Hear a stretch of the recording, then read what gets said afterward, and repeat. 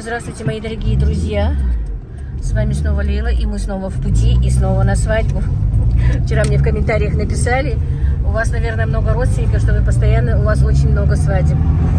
Да, в какое-то время у нас бывает, что даже 2 свадьбы, 3 свадьбы в день приходится посещать, потому что, во-первых, да, много родственников, во-вторых, мы как бы поддерживаем родственные связи, даже троюродных и братьев и сестер. Получается, вот именно, ну, в принципе, даже можно сказать, и все у нас вот так вот в Ингушетии это делают. Но особенно вот семья моего мужа очень придерживает все родственные узы, даже очень отдаленные, и то вот мы друг к другу ездим, друг друга поддерживаем. И вот так, короче говоря, вот как-то так. Нам надо ехать в село Дачное. Заловки меня ждут. Они остановились здесь. Сейчас их подберем. И еще 2 заловки подъедут к нам. И дивер. Я вам потом объясню, потому что начнутся вопросы. У вас есть еще дивер. Да, и у меня есть еще сводный дивер. Вчера выходила замуж, получается, сводная сестра моего мужа. Но это у меня свекор был женат 2-й раз, когда умерла моя свекровь. Он женился 2-й раз, и его жена родила нам 2 детей, брата и сестру. У нас вообще-то не принято говорить сводные и не сводные. Это просто я, чтобы вы поняли, говорю сводные. А так у нас сестра, брат, поэтому я написала заловка. Так, вот мои заловки. Здрасте вам. Так, это Хаверс. Это племянник моего мужа, но не хотят поворачиваться. Все, давайте, поехали. Красавицы, разодетые. Так, вот остальные мои заловушки. Доброе утро. Доброе. Красавицы собрались. Вот мой дивер. Давай. Саша, давай. Заловушка моя за рулем. Так, я сегодня спереди, да? Вообще-то начальство сзади сидит. Ну ладно. Ой, поехали. На свадьбу. Уф, я не хочу.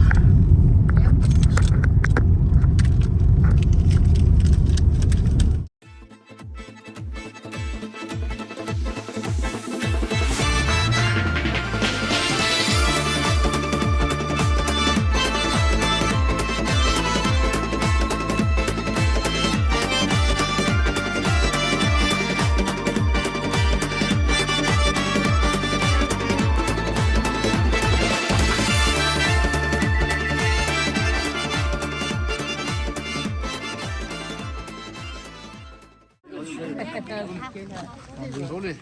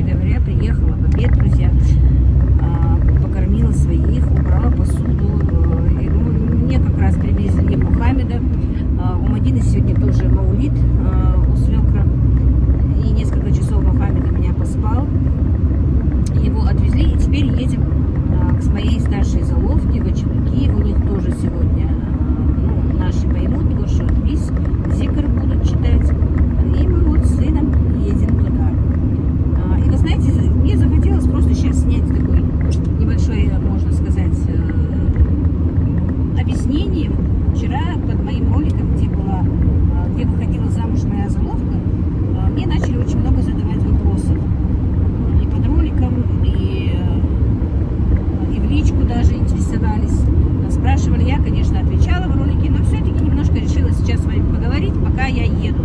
Не знаю, будет ли меня слышно или нет без микрофона. Но если будет слышно, я выпущу. Ролик не будет слышно, значит нет. Окна же у нас закрыты. Дело в том, что вот я в начале ролика сказала, что когда ехала на свадьбу, что у моего свекра была вторая семья. И поэтому вот брат и сестра выходила замуж.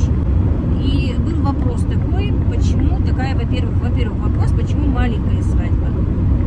Но, в принципе, мы не всегда играем пышные свадьбы, особенно когда выходит девочка замуж. У нас свадьба играется более скромно, менее скромно. Приглашается меньше гостей.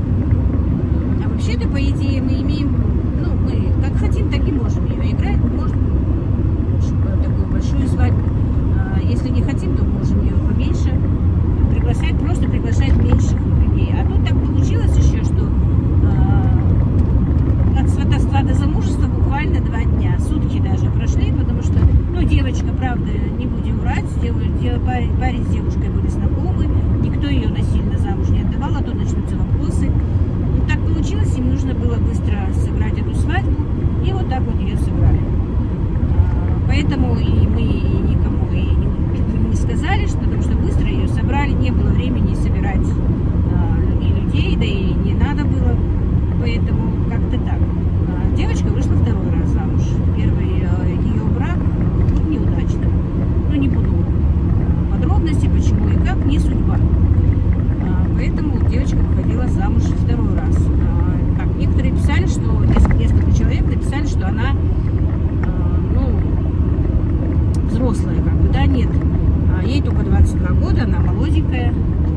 Парню тоже немного лет, она вышла за парня, которому 29 лет только. Он тоже был женат. И был вопрос, почему она в таком наряде, именно в красном. Но не обязательно в красном. У нас выходит 2-й раз замуж и в белом наряде, но все-таки и я этому даю предпочтение, да и другие, наверное. Если 2-й раз выходишь замуж, все-таки лучше выходить не в белом платье. Хотя и выходит и в белом. Хотя и так выходит. Поэтому девочка выбрала красное платье, ей оно очень понравилось, и мне кажется, оно ей очень шло. Вот как-то так. Что еще? Что еще у меня было там? Вопросы какие? Да, на свадьбе музыка бывает или не бывает? Там, где выходит девушка замуж, у нас вообще не бывает музыки. Ни на какой свадьбе. А где свадьба жениха, у жениха там бывает, но очень редко, не так часто. В основном в нашей фамилии, в нашем тейпе такого нет, чтобы у нас играла музыка на свадьбах. У нас этого нет. У некоторых, да, бывают и музыки, и танцы, и музыки, и песни, и приглашают артистов, и поют, и танцуют. Вот как-то так, короче, еще вот так вот. За руку еще был вопрос, кто ее выводит за руку. Жених. Думали, что это жених. Нет, у нас жениха не бывает на свадьбе, ни на своей свадьбе у жениха, ни на свадьбе у невесты жениха никто не видит. Жених обычно сидит у соседей с друзьями, и он приходит домой только уже под покровом ночи, когда уже никто его не видит. Он тогда приходит со своими друзьями, уже может у себя сидеть, но уже когда все гости разошлись. Поэтому на свадьбах его нет. За руку обычно выводят невесту двоюродный брат мужа, или с той стороны, или с другой стороны, или со стороны матери, в основном со стороны отца, редко со стороны матери. Обычно за невестой приезжает, выводит двоюродный брат со стороны отца, и девочка тоже, которая приходила за невестой, которая втыкала в подол платья иглу и приносит носовой платок и монетку из кармана жениха. Это тоже у нас такой обычай. Конечно, это, наверное, такой вот просто давнишний обычай. Это не религиозный обычай. Просто еще со всех давних времен он сохранился. Вы знаете, эти, мне кажется, забудутся перестали водить по воду. У нас раньше по воду водили невест. Мне нравился этот обычай, когда водили по воду. Но я вам потом, наверное, расскажу про эти обычаи. Что еще? Подготовиться не успела, к сожалению, а ролик хотелось бы сегодня выпустить, потому что там на свадьбе у меня не получилось сегодня снимать. Было очень много народу, да, вот я вам показала как раз, можно сказать, я мужскую половину даже не смогла снять, ну не смогла, просто не получилось у меня, не то, что не смогла, не то, что там мне не разрешали. Мне надо было просто поехать пораньше, даже мне сказали они, почему ты сразу пораньше не приехала и красиво не сняла свадьбу. Ну, так получилось. И я не спросила, можно ли показать девушку, поэтому я невесту прикрыла. Вы меня уж простите. Не спросив их, я не хочу показывать невесту. Потому что если они согласились бы, если бы я спросила, это другое дело. А не спросив, показывать невесту я все-таки не хочу. Вот так вот, друзья. Что еще было у меня? Вот вчера было много вопросов, я на многие и отвечала. Но сейчас никак не могу вспомнить. И почему-то вот по дороге нет связи, а? Выпусти еще один ролик с подробностями. Ну так-то я выпущу ролик с подробностями. Я выпишу все. Есть видео. Так, невеста уехала, и что не вернулась, они не вернулись, они потом за столы. Столы только для гостей, они даже не поедят вкуснятин. Так, значит, такой вопрос. Гости, которые приехали за невестой, не заходят и не едят. Если только сватовство не сделалось раньше. Обычно у нас сначала сватают, потом происходит свадьба когда-то. Если в тот же день сватают невесту, то вот тогда уже старейшины, старики, которые приехали за невестой, они заходят, они угощаются, они читают маулид и потом увозят свою невесту. Но если это бывает меньше, такого бывает поменьше. В основном невесту сватают раньше, за неделю раньше, за 2 недели раньше, иногда за месяц раньше даже. Они приезжают, старейшины приезжают, договариваются, обговаривают все нюансы, назначают день, тоже читают маулид, и уже невеста считается засватанной. Вот в таком случае уже гости, которые приехали за невестой, уже в дом не заходят, уже их уже не угощают. Они, как вы видели, я снимала, старики сидят во дворе, пока невесту выводят.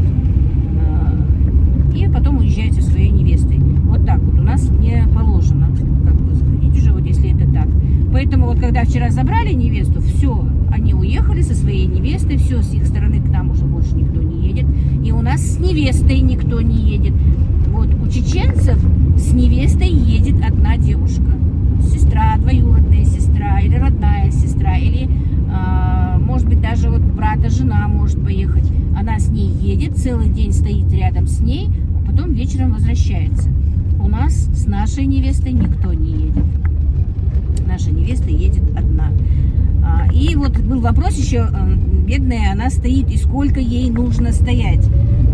Ну, в своем доме она присесть может. Вот у нас, например, пока еще она не вышла замуж, она может присесть, и наша тоже. Ну, заранее мы ее приготовили, потому что, ну, и чтобы сфотографировались, и чтобы, как бы,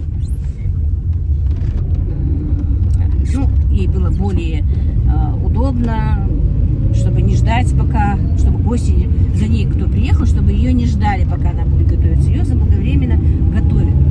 Ну, она у нас сидела, пока вот час-полтора она посидела, она могла посидеть. А там уже в семье мужа, в семье жениха, конечно, ей где-то часов до часу, до 2 дня нужно и там стоять в углу. У нас невеста не садится. Потом, конечно, ее заводят в другую комнату, она присаживается, она может перекусить, посидеть. Но потом, если уже опять у нас могут на свадьбе жениха гости все идут. На свадьбе, где невеста, где-то практически с 2 часов дня уже никого не остается, все разъезжаются, невеста уехала, все. А на свадьбе у жениха все-таки гости приходят и до вечера, и до позднего вечера. Но невеста все равно с гостями никогда не садится, она должна стоять. Стоять в углу, пусть будь там женщина в гостях, будь там мужчина в гостях, невеста в первый, да и не в первый, не во второй день с гостями не садится. Она может сесть только с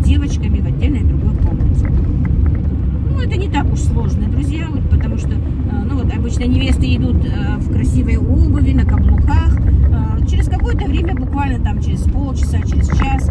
Ее спрашивают, удобно ли тебе обувь, хочешь ли ты поменять обувь. На что, если вот они хотят поменять, то они говорят, где, в каком чемодане у них вторая обувь, можно сказать. Они меняют обувь и стоят себе комфортно. Так, вообще-то можно еще много чего рассказать. Я просто боюсь, что сейчас шумно и зря я разговариваю, что меня, может быть, и не слышно.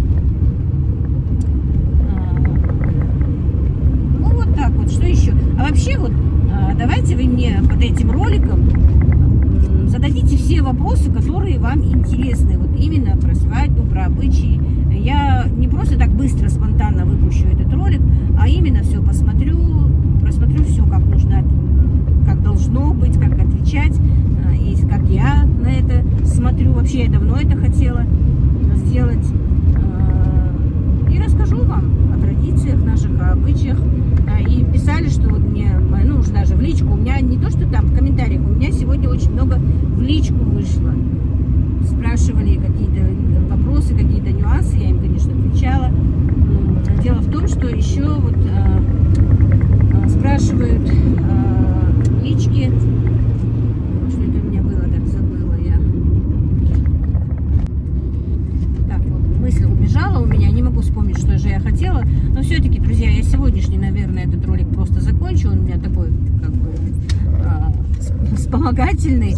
Напишите, что бы вы хотели еще узнать. А так я вообще-то сделаю ролик хороший именно о всех обычаях, что и когда у нас полагается вести невесту уже домой первый раз в гости.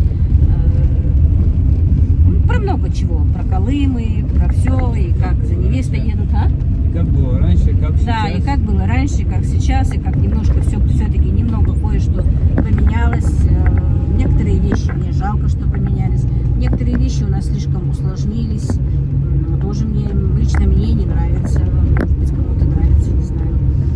А так все равно у нас, мне кажется, если даже нет этих танцев, нет всего этого, все-таки интересно. Ну, конечно, во-первых, не полагается нам танцевать, да, по религии. Ну и танцы были интересные тоже в какой-то мере. Раньше тем более, потому что были другие времена, не было этих телефонов. Как-то где-то нужно было знакомиться парням с девушками. Они знакомились именно на таких вот мероприятиях, на свадьбах, на маулидах, на зикрах. Там происходило шуточное сватовство. Я вам расскажу про этот обряд, который у нас сейчас вообще пропал. Его сейчас вообще нет, он не существует. Был у нас шуточный обряд сватовства, можно сказать, типа шуточный. Вот. Так что, ну вот как-то так, друзья. На этом я сегодняшний свой влог закончу. Всех благ вам, мира и благоденствия. И еще раз скажу, напишите, пожалуйста, о чем бы вы хотели, чтобы я вам рассказала, что вам интересно, задавайте вопросы. И я в течение недели, наверное, подготовлюсь и выпущу какой-нибудь ролик именно про свадьбы, про сватовство, про разводы, про своды, у кого дети остаются, у кого они не остаются. Короче, вот так вот, что вас интересует именно в этом плане. Ну, вот как-то так.